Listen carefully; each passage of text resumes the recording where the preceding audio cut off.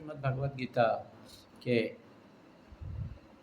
7वां अध्याय पर सारांश में विचार करते हैं। आज पवित्र चैत्र नवरात्रि का प्रथम दिवस है। भारतवर्ष के लिए यह नववर्ष का दिन माना जाता है। इस समय हम नारायण आश्रम डिमावर, जिला सीहोर, मध्य प्रदेश में श्रीमद् भगवद गीता के जो 7वां अध्याय है ज्ञान विज्ञान योग के नाम से, उस पूरे 7वें अध्याय का संक्षिप्त में विचार करते हैं। अपने प्रिय वस्तु की उपेक्षा करो, उसका त्याग करो। मोक्ष के लिए श्रवण ही एकमात्र साधन है। अविद्या ही अहंकार का मूल कारण है। मोह का नाश करना अति कठिन है, लेकिन लोक वासनाओं का नाश करना और भी अति कठिन है। सकल व्यवहार कामनाओं से ही होती है और कामनाएं फंसाने वाली होती हैं, और बिना कामना के कोई मनुष्य नहीं हो सकता है। वासनाओं को ज्ञान से काट दो। किसी से अपेक्षा मत रखो। जनेंद्रियां और जिह्वा पर संयम रखो, उनके दास मत बनो।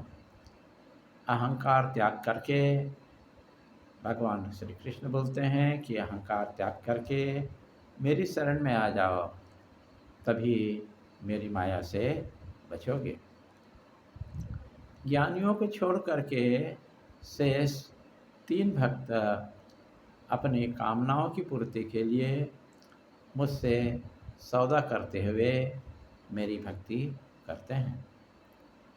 कोई धन प्राप्ति के लिए, कोई पीड़ा से बचने के लिए, और कोई मुझे जानने के लिए, और मैं ब्रह्म हूँ अपने स्वरूप का चिंतन करता है।